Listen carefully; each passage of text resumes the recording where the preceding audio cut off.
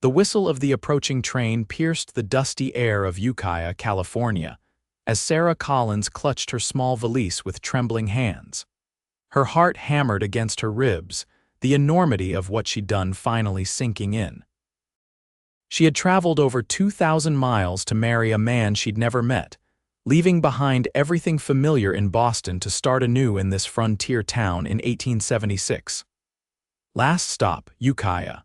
The conductor called as the train shuddered to a halt, belching steam into the clear September sky.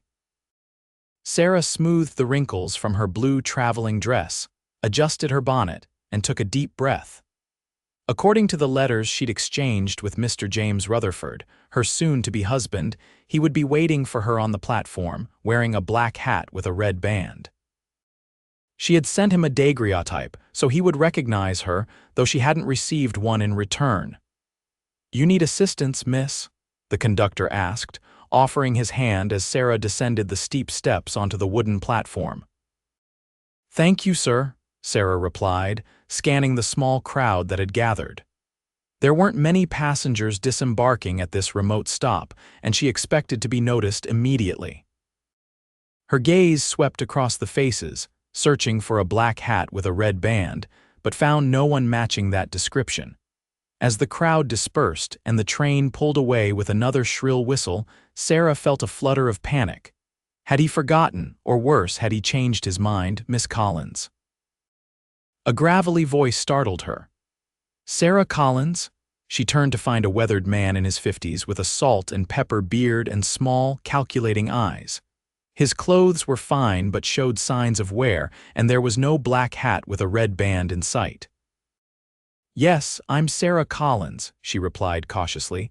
The man's thin lips stretched into what might have been a smile.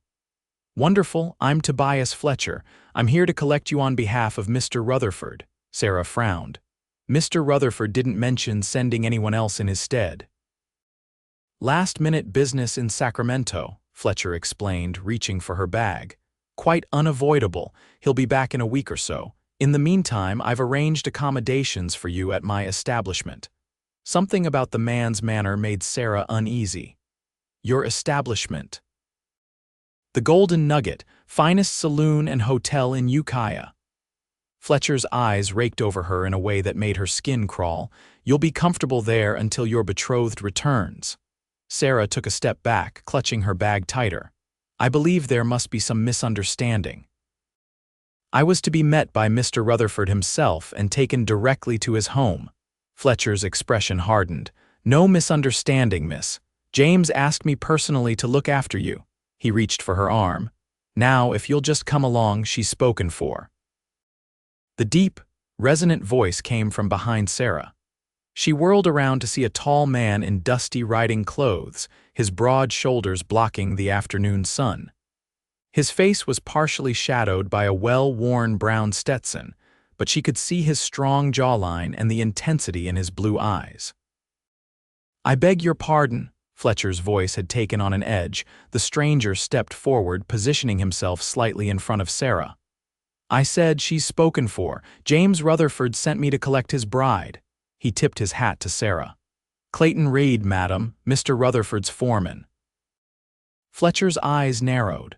"Rutherford sent me Reed, back off." Clayton's stance remained relaxed, but Sarah noticed how his right hand hovered near the holster at his hip. "That's mighty interesting, Fletcher, considering James Rutherford has been dead for 2 months." Sarah gasped. "Dead?" "But I received a letter from him just 3 weeks ago." "No, madam, you didn't," Clayton replied, his eyes never leaving Fletcher. "Someone's been corresponding with you under false pretenses." Fletcher's hand moved toward his coat, but Clayton was faster. In one fluid motion, he drew his revolver and leveled it at the older man's chest. "I wouldn't," Clayton said softly. "Sheriff Watson would be mighty interested to hear how you've been luring young women to town by impersonating a dead man." Color drained from Fletcher's face. "You can't prove anything." "Maybe not," Clayton agreed. "But it would surely bring unwanted attention to your other enterprises, wouldn't it?" The two men stared each other down while Sarah stood frozen, her mind reeling. Her fiancé was dead. The letters, the promises, the future she'd imagined, all lies. Finally, Fletcher spat on the ground near Clayton's boots. She ain't worth the trouble anyway. He turned and stalked away, disappearing into the crowd that had gathered to watch the confrontation. Clayton holstered his weapon and turned to Sarah, his expression softening. "I apologize for the crude welcome to Ukiah, Miss Collins. That man is trouble." Sarah struggled to find her voice. "Is it true about Mr. Rutherford?" Clayton nodded solemnly. "I'm afraid so. James was thrown from his horse while checking fence lines in July. Broke his neck. I was with him when it happened." Tears welled in Sarah's eyes, not for the man she'd never met, but for her shattered hopes and the terrifying realization of her predicament. "Then I have nowhere to go." "That's not entirely true," Clayton said gently. "The ranch is still operating. James's sister inherited it, but she lives back east and has no interest in running it. I've been managing things until she decides whether to sell." "But that doesn't help me," Sarah said, wiping away a tear. "I have no money to return to Boston and no prospects here." Clayton looked thoughtful. "The town has been needing a schoolteacher. The last one left to get married 6 months ago. Would that interest you?" Sarah's spirits lifted slightly. "I taught at a girls' school in Boston for 2 years before." She trailed off, embarrassed to admit she'd been desperate enough to become a mail-order bride. Before deciding to seek adventure in the West, Clayton supplied kindly. Sarah gave him a grateful smile. "Something like that." "Well then," Clayton said, "let's get you settled at Mrs. Abernathy's boarding house. It's respectable and clean, and she makes the best apple pie this side of the Mississippi." As they walked through town, Sarah took in the wooden buildings lining the main street. Ukiah was smaller than she'd imagined, but bustling with activity. Horses and wagons traversed the dusty road, and the sounds of piano music drifted from a saloon. She spotted the Golden Nugget and shuddered, realizing how close she'd come to disaster. "How did you know?" she asked suddenly. "That Fletcher was lying, I mean." Clayton's expression darkened. "He's pulled this before, lures women here under false pretenses, gets them in debt at his saloon, and then—" He glanced at her and cleared his throat. "Well, let's just say he's not a gentleman." "And you just happened to be at the station." "Not exactly," Clayton admitted. "Mrs. Abernathy heard rumors Fletcher was expecting a special delivery on today's train. She was concerned, so she asked me to check it out." Sarah felt a rush of gratitude toward this stranger who had intervened on her behalf. "Thank you, Mr. Reed. I hate to think what might have happened." "Clayton, please," he said. "And there's no need for thanks. Any decent man would have done the same." But as Sarah studied his profile, the straight nose, the firm mouth that occasionally softened into a smile, the way his eyes crinkled at the corners, she suspected there weren't many men like Clayton Reed, decent or otherwise. Mrs. Abernathy turned out to be a plump, cheerful widow in her 60s who welcomed Sarah with open arms. Her boarding house was immaculate, with polished floors and curtains that smelled of sunshine. After hearing Sarah's story, she insisted on providing dinner and a room at a reduced rate until Sarah could secure employment. "The school board meets tomorrow evening," Clayton informed Sarah over Mrs. Abernathy's hearty beef stew. "I've already sent word to Judge Parker, who heads the board. He'll be expecting you at 7. "That's very kind of you," Sarah said, "but I haven't agreed to stay in Ukiah yet." Clayton raised an eyebrow. "Do you have a better option, Miss Collins?" Her silence was answer enough. The next evening, Sarah presented herself to the school board, a panel of 5 stern-faced men who questioned her thoroughly about her education, teaching experience, and moral character. When Judge Parker asked why a young woman of good breeding would travel across the country to marry a stranger, Sarah felt her face flush with embarrassment. "My parents died last year," she explained, her voice steady despite her discomfort. "The school where I taught was closing, and I had no other family. Mr. Rutherford's letters were kind and respectful. He offered security and the possibility of a good life." She raised her chin. "I made the best decision I could with the information I had." The judge nodded, seemingly satisfied. After a brief deliberation, the board offered her the position, along with the use of a small cottage behind the schoolhouse. The salary was modest, but it would allow her to support herself, as Clayton walked her back to Mrs.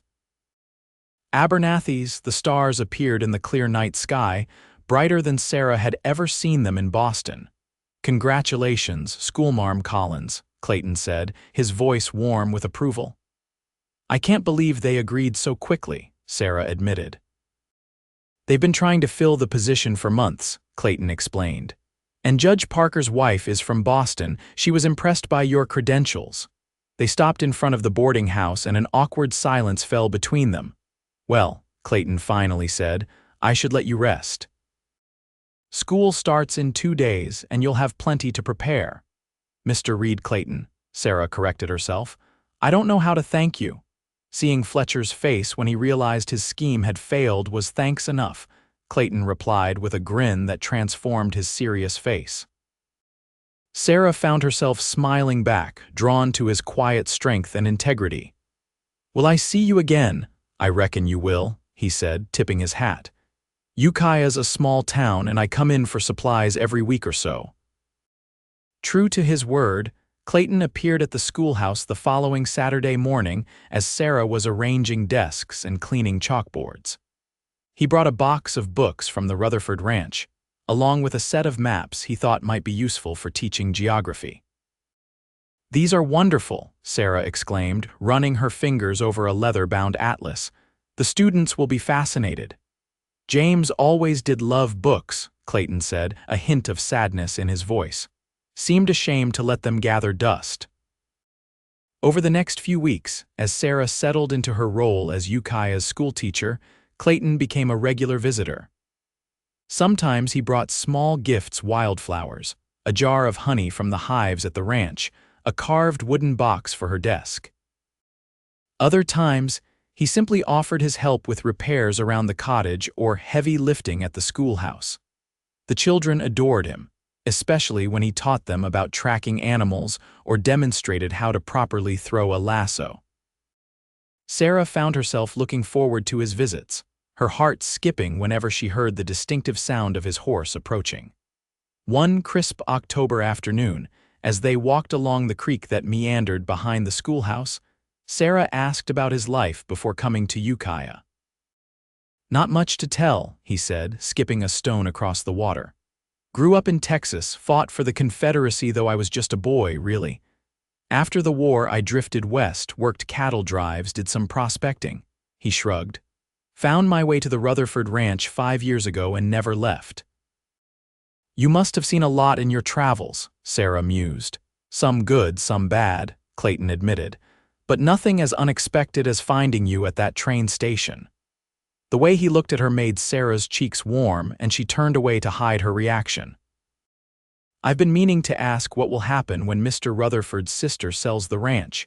Clayton's expression grew serious. "I've been saving to buy my own place. Not as big as the Rutherford spread, but enough for a decent start. There's a parcel north of town that I've had my eye on." "So you'll stay in Ukiah?" Sarah asked, trying to sound casual. "I reckon so," Clayton replied, studying her face. "I've got reasons to stay now." Before Sarah could respond, they were interrupted by the arrival of Judge Parker, who needed to discuss repairs to the schoolhouse roof before winter set in. By the time the judge departed, the moment had passed, and Clayton made his excuses to return to the ranch. As October gave way to November, Sarah found herself fully embraced by the Ukiah community. Mrs. Abernathy had become like a mother to her, and several of her students' parents regularly invited her for Sunday dinner. She excelled at teaching, finding joy in opening young minds to the wonders of literature, mathematics, and history. But it was Clayton who occupied her thoughts most often. His weekly visits had become the highlight of her days, and she found herself inventing reasons to seek him out, like borrowing books from the ranch library, or asking his advice on how to handle discipline problems with the older boys.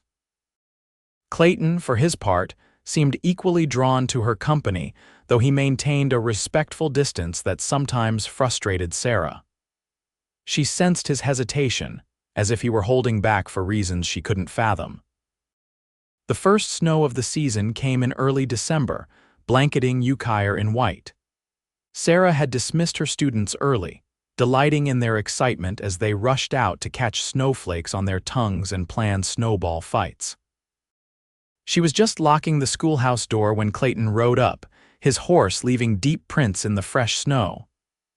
"I was worried about you getting home in this weather," he explained, dismounting and tethering his horse to the hitching post. "It's only a short walk to the cottage," Sarah pointed out, though she was secretly pleased by his concern.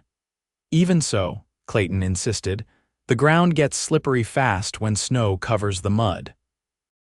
As if to prove his point, Sarah's foot slid as she stepped off the schoolhouse porch, and she would have fallen if Clayton hadn't caught her arm, steadying her against his solid frame. "See," he said, his voice low and close to her ear. "Treacherous." Sarah looked up at him, snowflakes catching in her eyelashes. "Thank you for catching me." "Always," he murmured, and for a moment Sarah thought he might kiss her, but he stepped back, clearing his throat. "Let me walk you home." Inside her cozy cottage, Sarah insisted Clayton stay for tea to warm up before the ride back to the ranch. As she bustled about, heating water and setting out cups, she was acutely aware of his presence, how he seemed to fill the small space with his quiet strength. "The children missed you last week," she said, breaking the comfortable silence. "Tommy Harris asked if you'd teach him to track coyotes the next time you visit," Clayton smiled.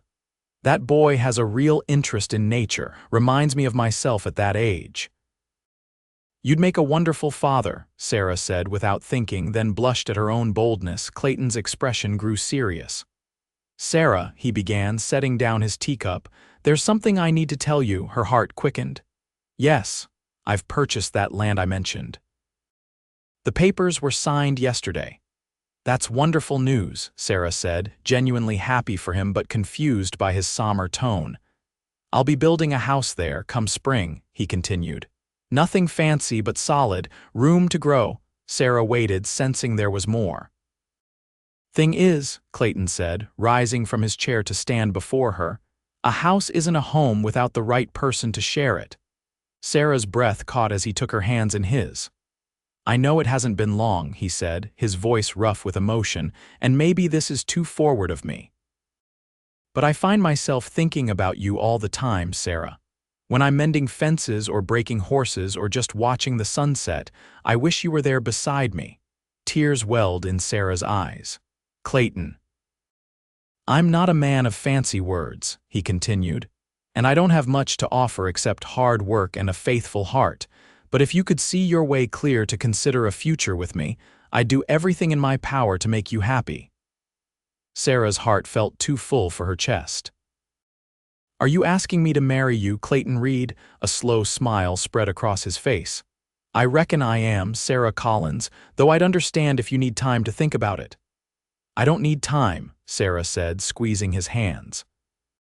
"I've known since that day at the train station that you were a good man, and every moment since has only confirmed what my heart already knew." Clayton's eyes widened with hope. "Is that a yes?" In response, Sarah rose on tiptoe and pressed her lips to his. His arms came around her waist, drawing her closer as he deepened the kiss. And Sarah felt as though every twist of fate that had brought her to this moment, even the deception that had lured her west, had been leading her exactly where she was meant to be. They were married on Christmas Day in the small white church on Ukiah's Main Street. The entire town turned out for the celebration, filling the church with candlelight and song. Sarah wore a dress of ivory silk that Mrs. Abernathy had helped her make, with sprigs of holly in her hair instead of a veil. Judge Parker performed the ceremony, beaming at the couple as they exchanged vows and simple gold bands. When he pronounced them husband and wife, Clayton kissed his bride with such tenderness that several of the ladies in attendance dabbed at their eyes with lace handkerchiefs. The festivities continued at Mrs. Abernathy's boarding house, where tables groaned under the weight of food contributed by nearly every family in town. There was dancing and laughter, and even Fletcher, watching sullenly from the doorway of the Golden Nugget across the street, couldn't dampen the joy of the occasion. As the celebration wound down, Clayton led Sarah to a sleigh he'd borrowed from the livery stable, decorated with ribbons and bells for the occasion. "Where are we going?" Sarah asked as he helped her into the sleigh and tucked warm blankets around her. "Home," Clayton replied, climbing in beside her and taking up the reins. To Sarah's surprise, he drove not toward town and her cottage, but out along the river road, eventually turning onto a smaller track that led up a gentle rise. At the top of the hill, he stopped the sleigh. "This is it," he said, gesturing to the snow-covered landscape before them. "Our land." In the moonlight, Sarah could make out the contours of the property, a meadow sloping down to a line of trees that marked the river's edge, with mountains rising in the distance. "It's beautiful," she breathed, imagining how it would look in spring, covered with wildflowers. "I thought we might build the house right here," Clayton said, indicating the spot where they'd stopped. "Good view in all directions, sheltered from the north wind by those pines." "It's perfect," Sarah agreed, leaning against his shoulder. Clayton pulled something from his pocket, a small brass key. "This is for you," he said, pressing it into her palm. "For our house when it's built, but for now." He gestured to the right, where Sarah now noticed a small cabin nestled among the trees, smoke curling from its chimney. "The previous owner built it as a hunting lodge," Clayton explained. "I've fixed it up for us until the main house is ready." Tears of happiness filled Sarah's eyes as Clayton gathered her into his arms. "Welcome home, Mrs. Reed," he whispered against her hair. "Home," Sarah repeated, savoring the word. After so much uncertainty, so many false starts and dashed hopes, she had finally found where she belonged, not in a place, but in the arms of a man who had stepped forward when she needed him most. The years that followed brought challenges, as life on the frontier always did. Harsh winters, dry summers that threatened the crops, the normal trials of building a life together. But they also brought immeasurable joy. The ranch prospered under Clayton's careful management. They added a small orchard, a vegetable garden that was the envy of Ukiah, and a herd of cattle that grew with each passing year. Sarah continued teaching until their first child was born, a son they named James, after the man whose death had inadvertently brought them together. 2 years later, they welcomed twins, a boy and a girl, Samuel and Emma. Sarah took to motherhood as naturally as she had to teaching, filling their home with books and music and laughter. Clayton proved to be the father Sarah had predicted. He would be patient, loving, and always ready with a story or a lesson about the natural world. In the evenings, after the children were asleep, Sarah and Clayton would sit on the porch of the house they had built together, watching the sunset paint the sky in brilliant colors. "Any regrets?" Clayton asked one such evening, 10 years after they had met at the train station. "About coming west?" "About not meeting the man you were supposed to marry." Sarah looked at him, this man who had become the center of her world, and smiled. "Not a single one," she said truthfully. "I was meant to find you. Everything else was just the journey." Clayton leaned over to kiss her, as tenderly as he had on their wedding day. "Best wrong turn I ever took," he murmured against her lips. And as twilight deepened around them, Sarah thought about the mysterious workings of fate that had brought her to this place, this life, this love. She had come west seeking security and found adventure instead. She had planned to marry a stranger and ended up with a partner who knew her heart better than she knew it herself. The mail-order bride had indeed been met by the wrong man. But the right man had stepped in, claiming her with those simple words she'd spoken for that had changed both their lives forever.